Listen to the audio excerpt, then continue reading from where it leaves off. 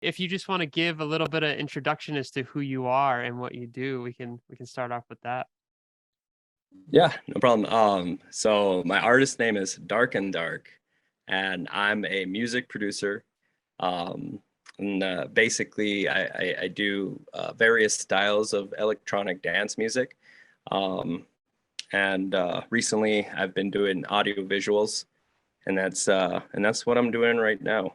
Um, Cool. I I guess my background as far as the music production, I did I did do it, or I did self study for a couple years, and then I decided to take it further and did a bachelor's degree in music production, and here I am now. Cool, man. And I gotta ask, where does the name Dark and Dark come from? That's a good question. No one's ever really asked that. Um, so so I'm a big anime fan, and there's this it's a not very known anime, and there was this power, the power itself was called Dark and Dark, but it was more like satire. So like where they're in like serious anime shows, they have all these crazy wild names for their powers or their moves or whatever. And in this anime, like it was very like jokingly, it was called Dark and Dark, and I thought that was really good, or it was fitting because sometimes I like to joke around, or I like to have fun, but then at the same time there's a time to be serious. So Dark and Dark had that cool name, but knowing that I guess more of an inside joke for me, it was not so serious. So. That's interesting. Yeah, thanks for sharing. I'm always interested to hear where people get their like stage names from or just like the names that they use because I've definitely had like a few pseudonyms I've used before and I never could commit to any of it because I was just so like probably self-conscious. I'm like, I don't know if I like it, but that's rad that like you dig it and like you roll with it because I think it's cool, man. So I'm curious to know when it comes to your love of music, like, were you into electronic music always, or were you into other genres previously, to like your interest in electronic music? Um, I wasn't always into electronic music. I mean, I did like it, but I didn't know it was a passion really. Um, uh, Honestly, when I first started my musical journey, it was through, playing a couple chords on the acoustic guitar. And I was into like grunge, like Nirvana, Alice in Chains, Hell yeah. Pearl Jam. And I would sing that, that style. And then it wasn't until several years later where I stopped kind of doing that. And I kind of lost the passion. But then all of a sudden, I saw some videos of some European DJs, and then I kind of fell in love with the like that minimal electronic music, and I was like, oh, I got to learn that. And then that's kind of where my love for electronic music kind of started. Very interesting. I mean, I'm not just saying this, but I had somewhat of a similar experience as to like I was very into my electric guitar and my, playing the drums, and then I heard maybe Dead Mouse or I got into kind of the pop electronic music when it was like starting to gain a lot of traction. And then I was like, what is this stuff? You know what I mean? And how is this made? And then that's awesome that you kind of had a similar experience as well, because I always feel like electronic music like enters people's lives in some weird way, shape, or form. And it opens the doors to us as creators and as listeners too. So I don't know. I dig No, I electronic music too, man. no, I feel you. Like being able to sense it live is a great experience as well, and it further lights the passion, I guess. But yeah, no. So it's I didn't realize I wanted to make electronic right away. It's just like I was really into the like the long DJ sets, and then I stopped singing, and then I was like, I'm really liking this whole I don't have to sing and just, you know what I mean? Like just as far as a creator go or went, I didn't have to also worry about recording my stuff singing, Right. where I could just do instrumental electronic music, and that kind of just, went from there. Hmm. So, yeah. So as far as genres that you produce, like you were saying, you're very into like that minimal house, and I've definitely been seeing you add that into some of the drops that you've been doing. Is it safe to say that that's your bread and butter when it comes to like, yeah, maybe you venture outside of that into different genres, but do you always find yourself coming back to that eventually at some point, or what's the deal? No, I definitely do. I guess my style is um closest probably to like Dead Mouse, like that was a big inspiration as well. So it's that progressive, like starting out minimal, and then it kind of slowly starts to build up, kind of bringing in the different elements. Hmm. And but yeah, no, I did this small drop on the Tezos blockchain, and I was doing nine works of art, or 9 songs with the visuals. And I started with a Nine Inch Nails reference, and then basically at the eighth and ninth, I ended back at the electronic music. So Yeah. it's crazy to see how, I went back to, like you said, my bread and butter. And Yeah. yeah, So it's interesting. I have an interesting. So I definitely we're definitely gonna get into some Web3 stuff soon. But before we do, I've never had the opportunity to ask this question. So I'm gonna ask it. So when it comes to producing minimal house music and minimal music, how do you keep things minimal but still maintain interest throughout your production?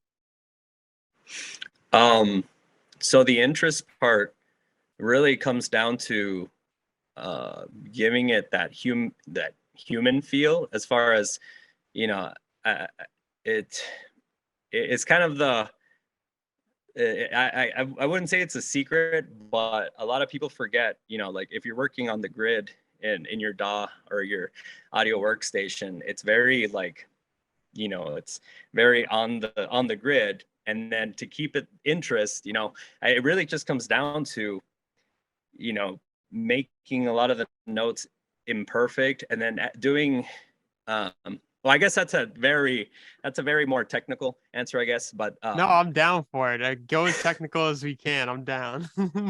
I mean, that's really what it is. Like, Yeah.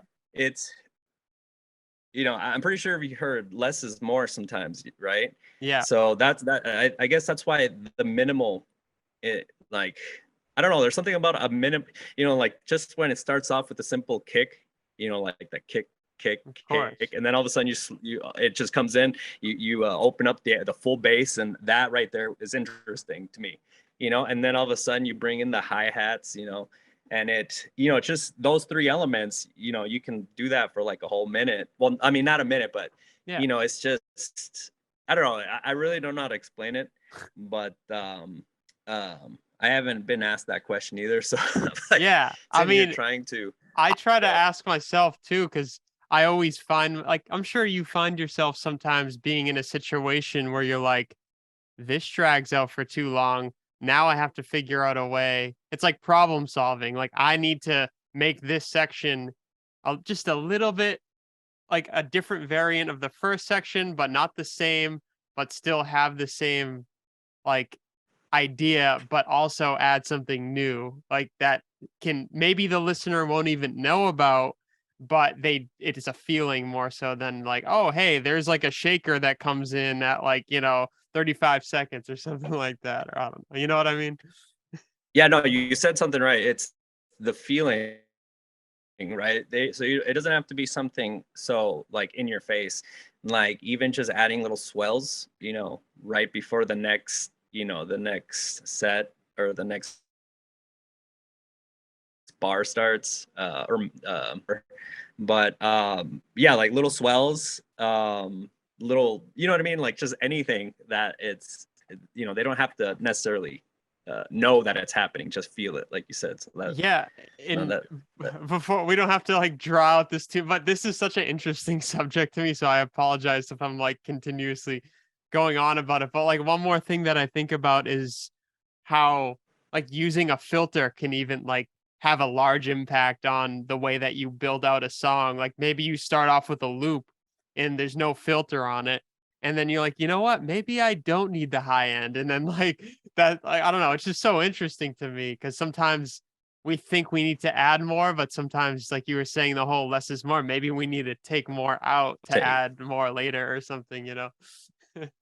And yeah, that's another thing too I like to do. Like you put a drone, in the back, and it's just slowly over that length of time, you open it up, and that ends up being the lead, in Yeah. the next part. But yeah, no, that's it's yeah, it's interesting for sure. Yeah, so we'll totally transition out of that into your space, your time in the NFT and Web3 space. So I'm curious to know, how did you get introduced to the Web3 space?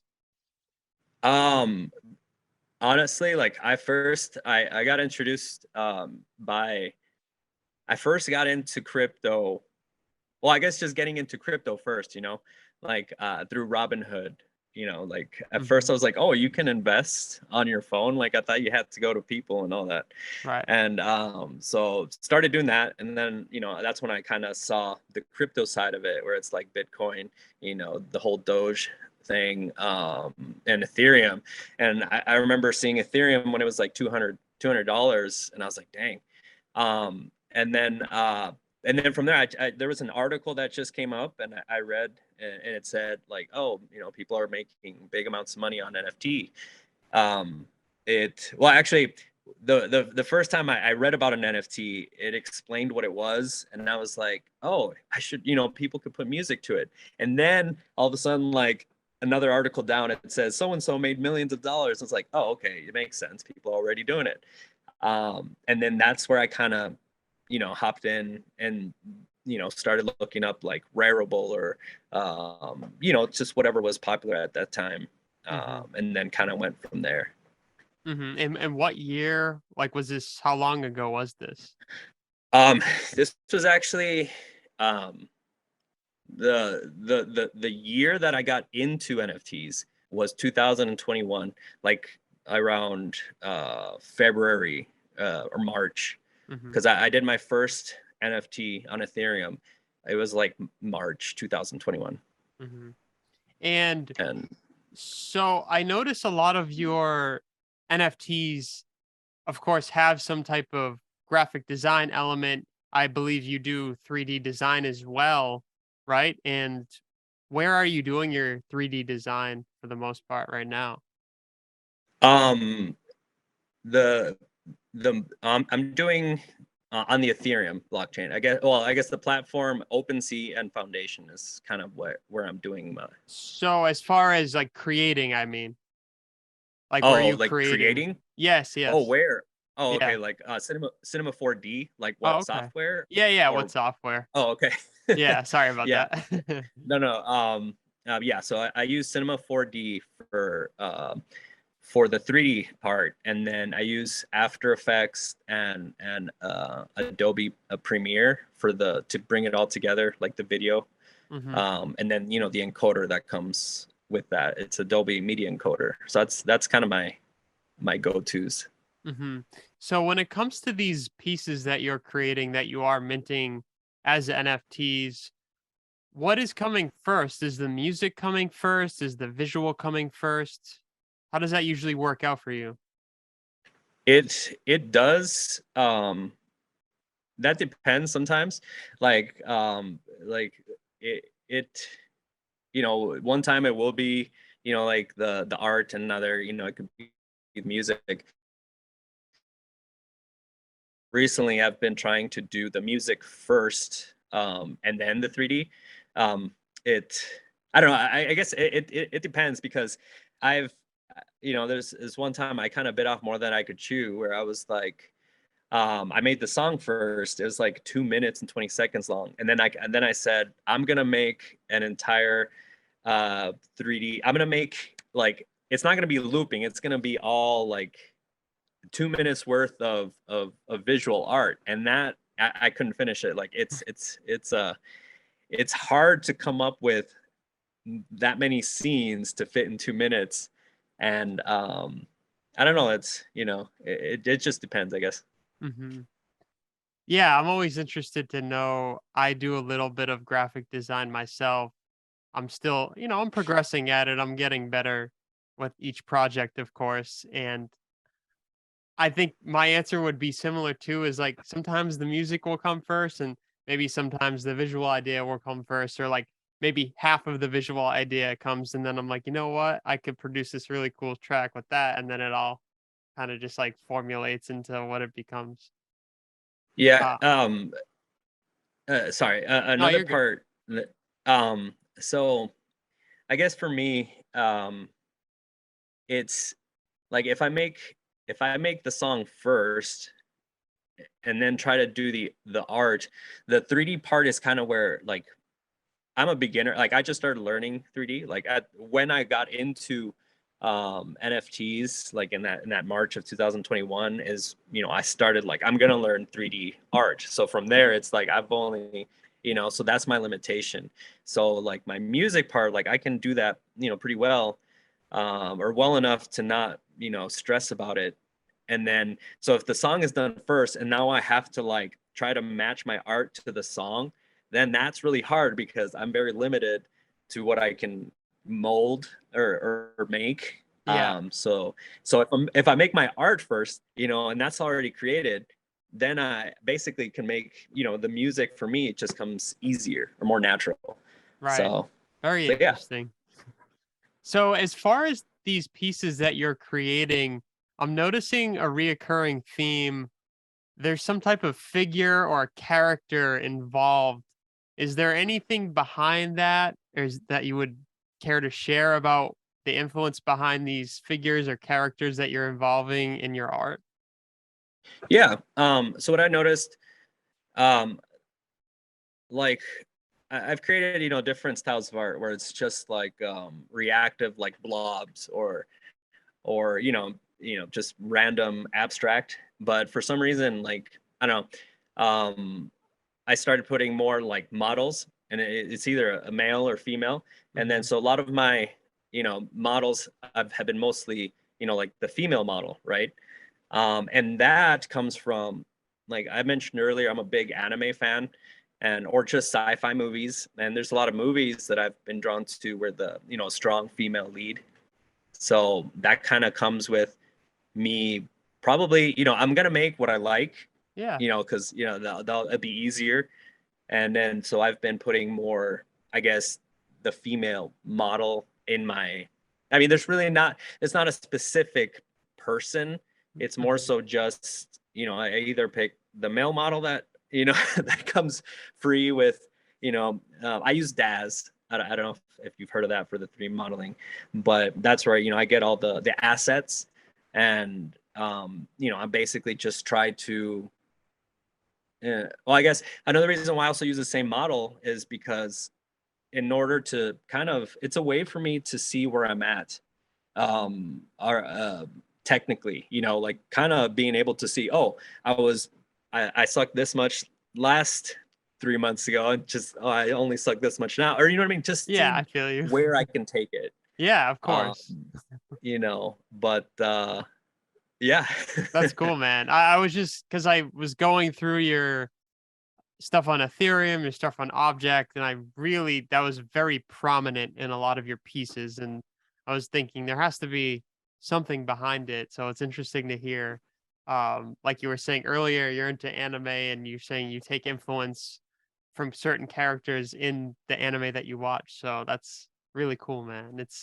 It's always cool when you hear because for me, of course, I take influence from the world around me and other artists do the same, and I'm always curious to know how other artists are doing that? No, that's cool.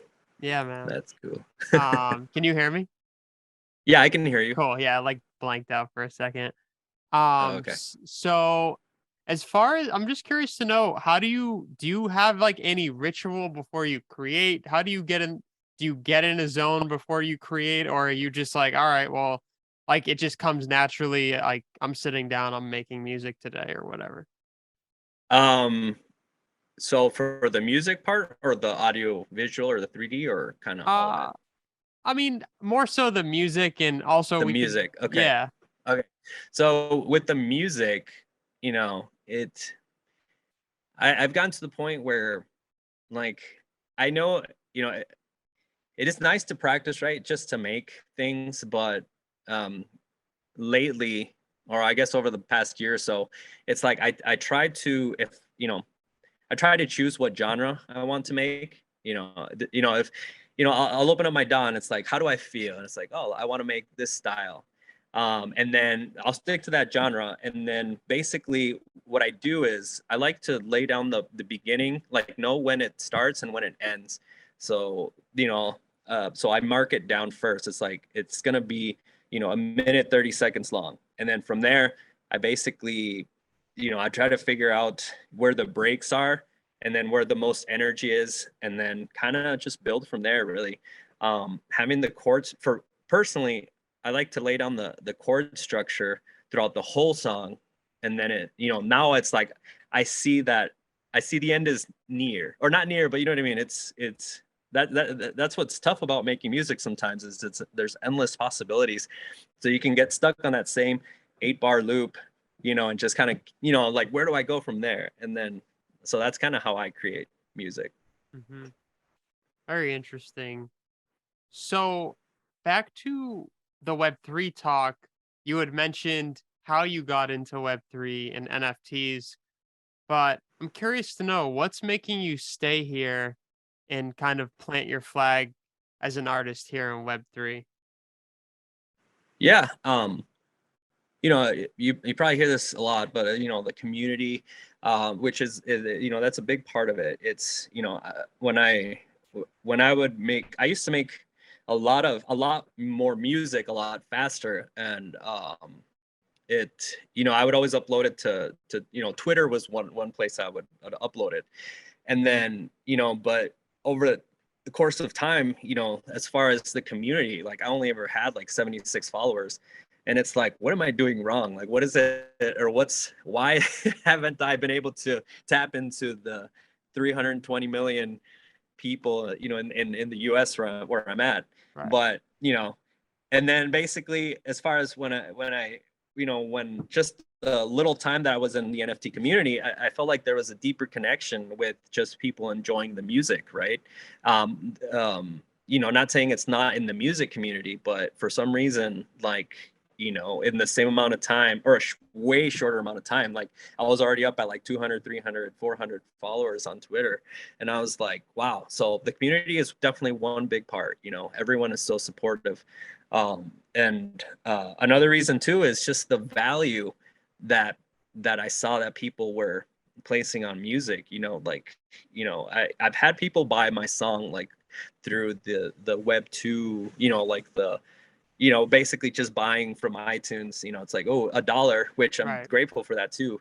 But seeing that someone paid like $20 for my track, and well, I guess visual, but music, visual, I was like, wow, like and it's just the value. I feel like personally, um, I was really happy to see that, yeah, a person saw the value enough to pay $20 compared to streaming it for free, or paying $1. So I guess that's the other part, the value that I saw people are giving art in general too, not just music. I know a lot of people have been uploading art on Instagram for years and for free, and then now they finally get to have that, um, like being valued and then getting paid for some of most of their art. So that's cool. Yeah, and I feel like being here in Web3 as an artist, there is more communication as well. As far as being able to, Oop, can you hear me? Yeah, I can hear you. Okay, cool. Sorry.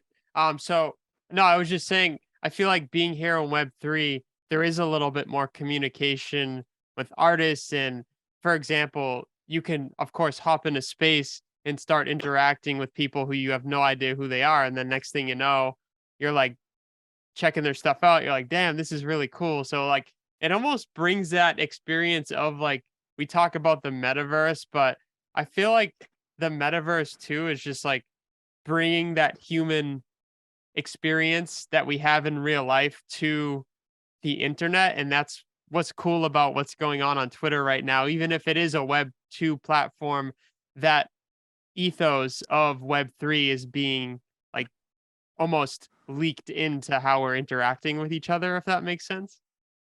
Yeah, no, it definitely makes sense. Like, for instance, if we just talk about like a consumer and artist's relationship, like on Spotify, I feel like it's a very passive relationship. You know, you half the time I don't even know what artists are on the playlist. I love the music, but and then now in the Web3 space, like you mentioned, we can attend these spaces, and it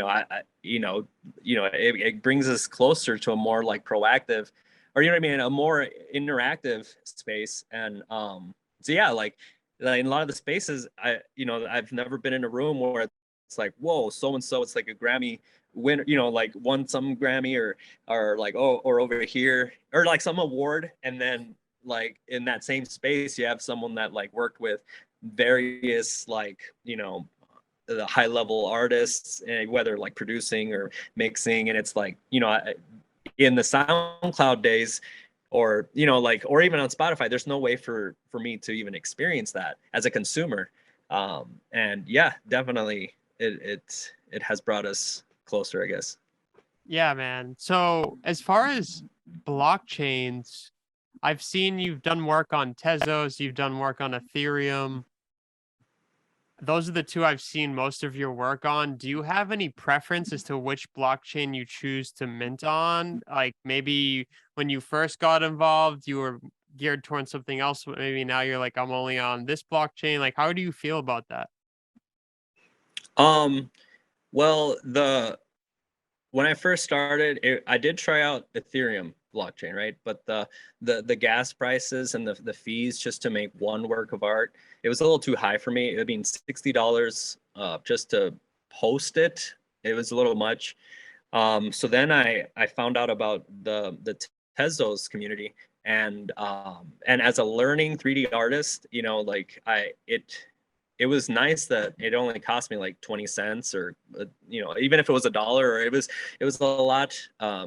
It was more affordable to be able to practice posting and kind of getting the hang of the block, like just even also learning about Tezos, or the blockchain in general, or NFTs in general also. But then now, or I guess for like a whole year, I mostly just focused on the Tezos blockchain, like object.com, and Mhm. I guess at that time it was Hicketnunk. That was kind of where I learned the most. And then, but I've always had, like, before I even got into NFTs, like I knew Ethereum, like I knew when it was, that was like one of the first ones I found out, and I had like how you just get like attached to like I guess a crypto or a blockchain, or Yeah. like a team or something. Yeah, of So that's how course. I was about Ethereum. It's just, and now I'm kind of been I've neglected Ethereum the whole time I was on Tezos. So now I kind of want to do the same and build like more artworks for the Ethereum blockchain. Because on Tezos, I made like about 50 art pieces, all with mostly all had music. And now I kind of want to focus on Ethereum, Nice, man. And I but not think, forget about of Tezos. course, yeah, I think Yeah. being across a few different blockchains is great. And I feel like Ethereum, we all like we're like, all right, we like I like Ethereum. I like it because it's been around for a bit longer. From a technical perspective, I feel like I know where its potential weaknesses lay.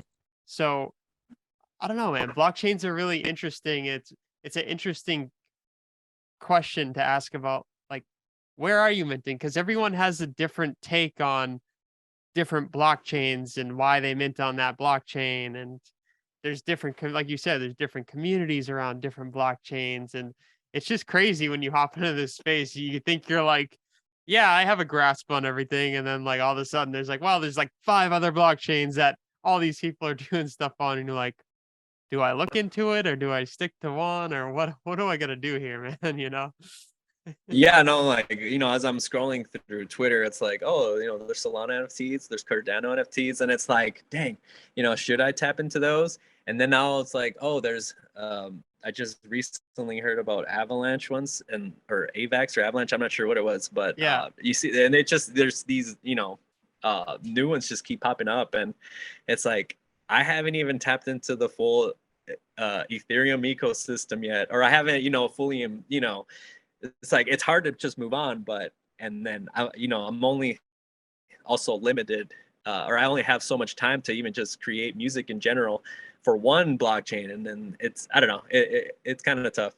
Yeah, and the one thing I will say about Ethereum is I like it because I feel like it is being very developed versus other. I'm not saying other blockchains aren't, and I'm not saying other marketplaces and minting applications aren't being developed for other blockchains, but I feel like even if you look back like a year, Ethereum has come like there's so many builders here, and that's what's intriguing to me to want to be like, okay, well, this stuff is being built out on Ethereum. I think Ethereum, because we're gambling really on what blockchain's gonna last and what blockchain isn't. I mean, some of these blockchains might not even be a thing, in a few years. So I'm like, all right, well, I think Ethereum has the most potential to like still be something in 5 or 10 years or 20 years down the line. You know what I mean? No, yeah, I totally agree. Um, yeah, for some reason, uh, I mean, it could probably go back to, Ethereum was the first one. Like I remember, again, it was like 200 some dollars. I had three of them, but I sold them at like not that much right after. And now Yeah. it's like, dang, I should have kept them. But like you mentioned, I've seen other people talk about like, oh, there's so many apps and dApps or whatever they're called. Or I don't know that much about like the whole blockchain world, but Hmm. I do trust it. Like seeing a lot of successful projects and just it's I don't know. I just trust it, I guess. But Hmm. yeah. Yeah. So as far as what are your thoughts on one of ones versus additions, and do you prefer releasing one over the other? It's well, so what inspired me to even start making 3D, I'll get to the point. Sorry. So, Yeah, yeah, no, so it's what all inspired good. me, what inspired me to make like 3D were like there were some really incredible artists that were doing one of ones. So that's kind of like I was like, dang, that kind of like motivated me or inspired me to start making one of ones. But at the same time, I also know that I think additions are important. Especially, you have more additions that usually it doesn't have to be that way, but it's a more affordable pricing, or it makes it a little bit more affordable, personally. And I think it's important to have um, a pricing system. Uh, you know, I they call them so the three different pricing points. There's minnows out there, dolphins, and then there's whales, right? Hmm. Obviously the whales, they're the ones buying those super expensive one of ones, and then I'm not calling people minnows, dolphins, or whales, but I'm No, saying I like feel you. that's how I see the pricing system, Of right? course. And then so I like them both. I think they're equally important. That Mhm. so yeah. Yeah, man. I think in general too, I've most of my experience, well, I've been getting more into editions like with the latest drop I had with like um with Abel and the collaboration we did. That was like I think 8 editions of that Solar Beach there was. So that was my first experience doing that. But as far as that, I've mostly done one of ones, but I like editions because, and I want to do more editions because it gives people the opportunity to actually support you at a lower price point. Kind of like you were mentioning, like people who like are like us, like we don't have, at least I don't have hundred thousands of dollars to be spending on these. But Yeah. if there's an opportunity to get something at like point oh 0.01 or point oh 0.02, like that's more doable than me dropping, point 0.5 ETH on something. Yeah, it's also additions are definitely important to grow your community as well. It's and it's almost like it's like, oh, that one of one looks nice, but sometimes it feels nicer to be a part of a small group. Like, oh, I'm part of the only 10 that own this artist's artwork. So that in a way is also very valuable. I think kind of building a community within a smaller I guess art piece. And So yeah, I mean, there's many reasons additions are still uh or I guess another thing too is like in the web 2 world making music, it's like you wanted your music to be heard by many people, so then that's another thing you run into. It's like, oh, but this song goes so hard, or it's awesome, like you want more people to own it or to hear it. So I think that's another thing too. It's like, it's how many editions should I drop on OpenSea, or how many, especially since it's music. It's like, when you make music, or it's like, do you want to make an audio visual where it's more cinematic, or well, I guess either way, people can still enjoy it, whether it's music or just audio visual. But sorry, I kind of started rambling. I wasn't No, sure where you're I was good, dude. going I'm with just that. curious. So I was like, as you were talking, I was thinking, does audio always have to have a visual? What are your thoughts on that? Because I feel like now we're in this multimedia space where even myself, I'm like, well, I have a song. There has to be something that goes with it. And I feel like, at least back in the 60s and the 70s, you would put on a record and you would close your eyes and you would listen to the whole record through. And I'm not saying that that's still not done. I'm just saying now more so, I feel like at least our younger generation, like we were brought up on computers and music videos and MTV. And I don't know. The question I guess I'm trying to ask is, does audio require a visual to you, or what are your thoughts on that whole concept? Um, that's a good question. So, um, I personally don't think audio needs a visual. It's just we're so used to it coming with some form of album cover, or like that's at least still the norm, right? Right. So I see, I personally, like, I would still love to make um a collection where it's 100% all music, right? Well, not 100, but like mostly all music, and then make some artwork for it. But the cool part about the NFTs is it doesn't have to be your typical square, Right. album cover. You have, there's a huge, just being able to do like a vertical, or like yeah, like, I guess, a different resolution, cover art, or huge cover art. um I think that in itself is also very valuable. And then it but no, I mean, yeah, no, I guess the answer to your question is, You were just saying, I guess the answer to your question is, and then it cut out. But yeah, we were talking about, so I don't think audio needs a visual, or I mean, I don't think it needs an emotion, like audio visual. But I think it's nice to still have that cover art, you know. mhm. It- Um, and Yeah, I mean, Yeah, people still sell art without audio, right? Like, right. there's still, art that is being sold, not even motion. It's just, awesome paintings, digital, 2D art, that's being sold. So I think Mhm. audio should still be able to sell with just, regular 2D art. Mhm. Should. Yeah, it was just something that popped into my head, and I don't know why, but I was just thinking of the ways that we consume and where we are, and sometimes, at least I find in myself, I'm like, damn, like everything I do has to have an animation now or has to, but in reality, maybe it doesn't, because I feel like as the creator, we're not that we're the dictators, but we're the deciding factor in what people consume from us based off of the things that we put out there for people to consume. So I don't know. It was just an It, interesting question, I thought. no, it's a really good question because again, like since I personally I consider myself like still a beginner at like 3D, and then just throwing motion on top of that is even harder, and that limits, you know what I mean? Like that limits to my overall finished product.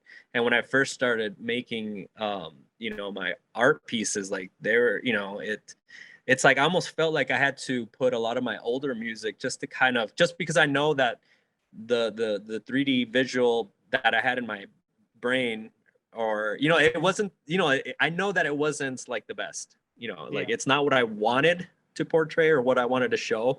So then if my music, how do you find the balance of good, like the right music with the right visual? And that was kind of, and even right now it's still a challenge. hmm Do you think NFTs will change the music industry for the better or for the worse? Um, Honestly, like I think it's going to redefine the music industry. Um, and like we're already seeing a lot of labels come over, making big drops. And they're getting sold out. So I think the music industry will have to adapt to, the ever changing or just how fast technology, moves. So um, yeah, I think it's all about adapting, really. What are your thoughts about onboarding? How, not you personally, I'm more so saying as a whole, how do we get from where we are today to digital collectibles, NFTs being widely known by the masses? How do we get just throwing this out there? Whatever. No worries if you're like, I'm It's um I don't know. Well, I guess so, sometimes I feel like people fear as independent artists. I mean, and I could just be speaking for myself, but sometimes, there could be a negative feeling of big record labels hopping over, but at the same time, like how else are the masses going to know about this if someone, what I mean, someone needs yeah, to show them.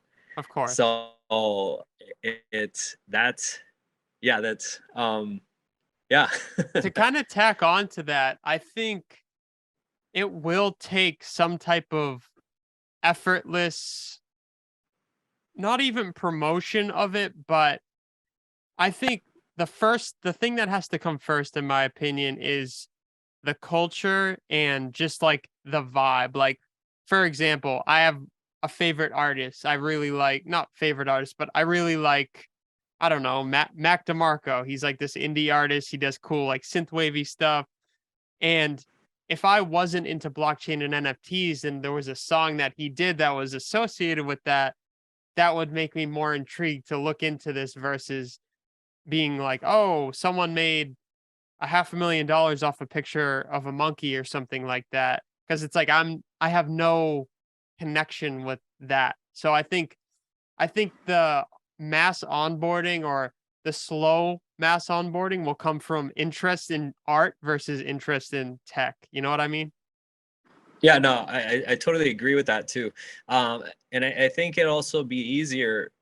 Um, it's not, once there's more tools giving to or available for the artists that make it easier for their consumers or their fans. Like I remember just trying to, when I first wanted to make an NFT, like I was like, oh, I have to download this app, I have to like get another app, I have to buy crypto, send my other app, and it's like sign all these it was kind of a lot of loops to go through Oh just to yeah. be able to mint, and I think I've been seeing now, I mean, there has been a lot of improvements. Like now you can buy an NFT with your credit card, and that, little things like that, where, it just makes the process a lot smoother. There's less hurdles, less obstacles. Uh, I think once all these tools kind of are working together in harmony, or you know what I mean, just a very smooth process. And then, like you said, it'll probably it'll be slow, but it'll get there. It's just, yeah, I think we need a little bit more time for Yeah, sure. no, I agree. I think the tech isn't there yet for mass adoption. The tech still has to be built out for it to be effortless. Like I'm buying an NFT or a digital collectible and I don't even know it. Like I know I'm buying some like a collectible, but I don't know maybe that it's on a blockchain, that it's on Ethereum, that the back end just did all this crazy stuff. Like for example, like surfing the internet. Like I barely even know what the hell, like, what is that? What, What does like, that you know what mean? I mean? So, like, like going from website to website, there's all tech behind that. We just don't, like, I don't realize it when I'm doing it, but there is tech behind that. So I think, yeah, for mass adoption to happen, the tech has to be updated for individuals who don't know anything about tech to be able to get it, be able to use it. Cause, like you said, right now, you have to have a few wallets. You have to know how to be secure here. You have to know where to mint, where the scams are. And it is a little crazy right now. It is the Wild West. And I think it's an interesting time to be in this space too. So yeah, man. Yeah, so it's like, yeah, I think people, a lot of people, or it's normal to say that, people fear what they don't understand sometimes. So it's like if if I didn't know about the blockchain or whatever, or crypto or anything like that, it's like, oh, anything that comes through my web browser, it's all called internet. But then all Right. of a sudden now you have a whole different naming systems. Like, wait, so blockchain, NFTs, like, but what about, my, Safari or my web browser? Like, is that, it's different now? It's like, oh, maybe, I'll probably stay away from that because I don't want to get, I don't want, people are already worrying about like scams in just regular, you know, internet, I guess we'll just call it. Right. And, now to throw in all these other new terms and new, it's like, yeah, I think once all that,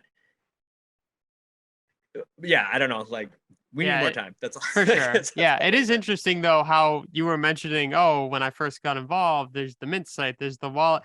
But it's so interesting now how second nature that is to like you Mhm. now. It's like that's not even a thought. Like I know where I'm minting for the most part. I know what I'm using for a wallet. I know how to buy crypto. So there's like so much stuff that goes into it that now is just not even a thought now, which is kind of weird, but cool.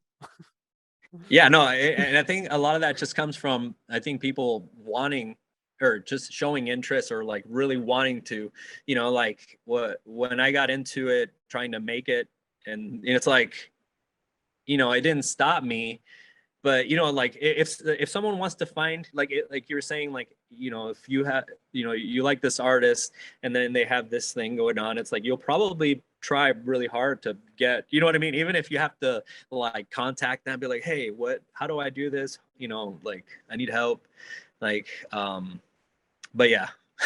Yeah, it's interesting stuff and I'm curious to know, have you mentioned this to any of your non Web3 friends? Like, do you have friends who are maybe musicians who make music who you talk to, of course, because they're your friends and you're like, "Hey, I'm doing this NFT stuff." And have you had any friends you've onboarded yourself or any friends you've gotten interested in the space? um I have onboarded like some people, like, one, like, they're musicians, and I can tell there's not much interest because there's not much conversation, or there's not much, like, like your friends, so they're probably not going to tell you what they really, well, I guess, uh, I don't know. You know what I mean? They probably don't want to hurt your feelings, so they're not Yeah, they saying like what they really feel. They kind of I just feel let you. it Like they're like, "Yo, it's dope," but they haven't had that aha moment yet. Like they're not they're like like, they're not like, "Yo, this shit matters." Like cuz you're like, "Yo, like I'm doing my thing here and I'm not leaving," you know?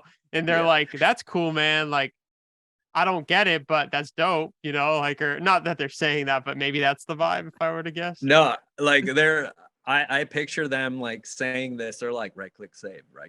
You Yeah. know, like it's like they probably want to say that. It's like, you know, I think a lot of people like, but they're also musicians, so it's like I don't know how it's kind of hard. Like for me, I see the potential, right? The value. Like people are Yeah. already giving it value, but then like there's still people like I read a lot of comments and or I'll read go on Reddit or like see and like there's still a big negative, you know, like just a negative feeling Right. towards NFTs, you know, and it's, you know, and I think there's the stigma. I don't know, like, um, I don't know. For some reason, I feel like there's, I, I, I see the potential, right? I see like the valuing of art, but then there's still people that, I don't know, there's still something negative about NFTs or, Yeah, and that a lot of it I feel like a lot of it comes from like the mass media and the headlines of this stuff and the environment and there's so much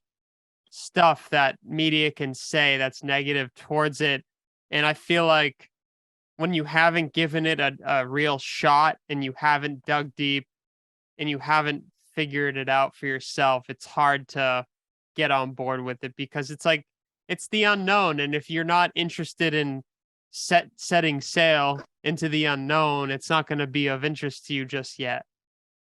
You know yeah. what I mean? Yeah, It, no, definitely. I think one thing too, it's you know, you'll have artists like me personally, like, you know, in the web too, I never, you know, I never got to like success or quote success, you know what I mean? Like yeah. where you're selling out venues and all that.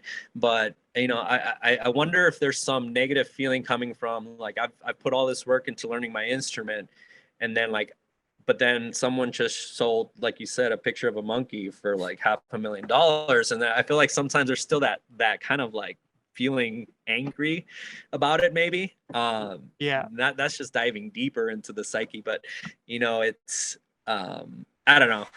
I guess I No, forgot where I was going with no, it, I but feel you. It's definitely I I can empathize with it for sure. Like I can like be like, okay, like I get why someone who has spent their entire life learning a craft might look at that and be like, damn, like that's and what went down. Like not, and that's kind of how I feel, as far as like why I'm only trying like a lot of my newer music. It's only been on Web3. You know, I haven't. You know, I pretty much probably canceling all my, you know, like the CD Baby spot, you know, all the aggregators, you know, like where the music, you know, where I can like put it up on Beatport or pretty much, you know, on the like the yeah, streaming yeah, side. Like I kind of it's not that I gave up. It's just I put so much effort into it. And this was before I knew about, you know, like the more things about marketing, you know, because we still as artists still have to, you know, learn marketing and all that. And I think and the same thing in the Web3 part, like we still have to learn how to market ourselves. And I guess for me the reverse happened where it's like I don't hate the NFTs. Now it's like I'm just staying away from Web 2 because I want to put all my energy now on Web 3. hmm So I think the reverse kind of happened for me, hmm honestly. If you get what I'm saying, kind No, I of. feel you, dude. I feel you, and it makes sense. It's like people are valuing music here more than they are in Web two, and it's like I totally get where you're coming from because it's like you put all this work and effort into promoting yourself into trying to put your stuff out there and release and yeah, there's so much music being released on the daily and the music that's having success has a budget, you know, and has people backing it. But at least here it's interesting where we are right now because there's a decent amount of people, but there's not there's not enough people for you to almost get not get overlooked, but like washed away. Like if you come here and you're being consistent, I feel like people are gonna take notice. You know what I mean? No, definitely. Yeah, in just streaming, like if you Google it, it says like 100,000 songs like a day are uploaded to like Spotify and other sites. That's a lot, 100,000 every day. That is And crazy. no, that is crazy. So even if a person wanted, like if everyone wanted to support, or if a lot of people wanted to support every single artist, there's no way. Like Right. there's literally there's no time in the world to even listen to half the music that's even out there, in one day. You just can't. And it's almost kind of like a restart. And like you said, there's like, if you're consistent, someone will notice you. A lot of people will notice you.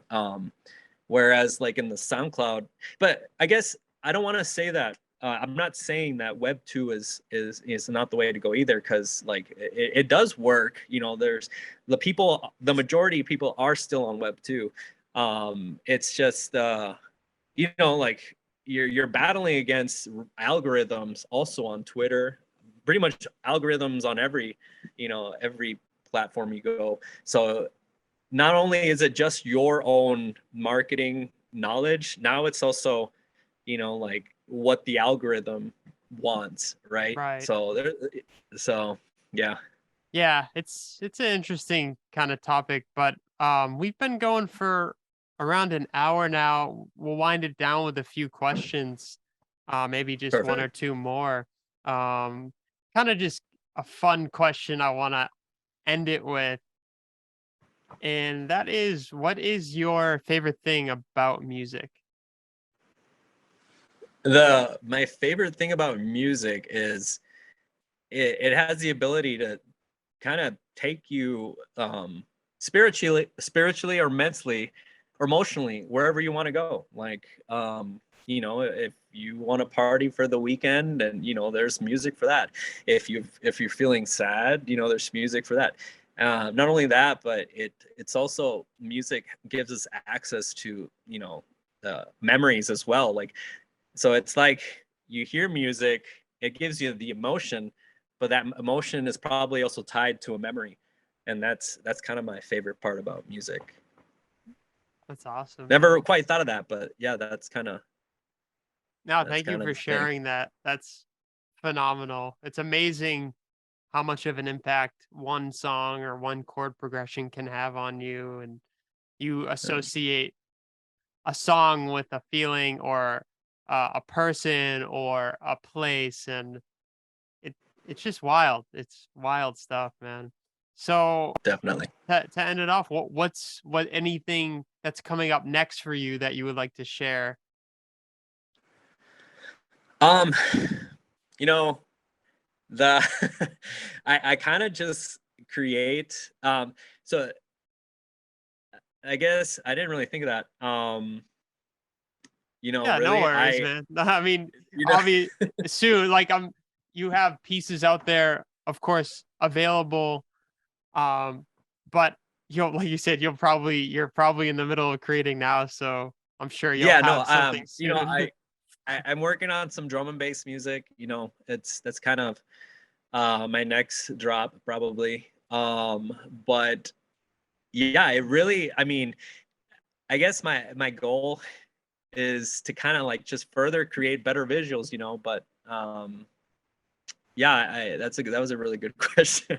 Cool, man. No, that's um, awesome, and again, I really appreciate you coming on and chatting about your art, your Web3 music, and it was cool to have this chat. And yeah, man, I appreciate yeah, you. no, thank you for having me. It was a great experience for sure. Hell yeah, man. Well, yeah, we'll end it off. And thank you everyone for tuning in. And yeah, tune in next week for the next interview. Peace out, y'all. Laters.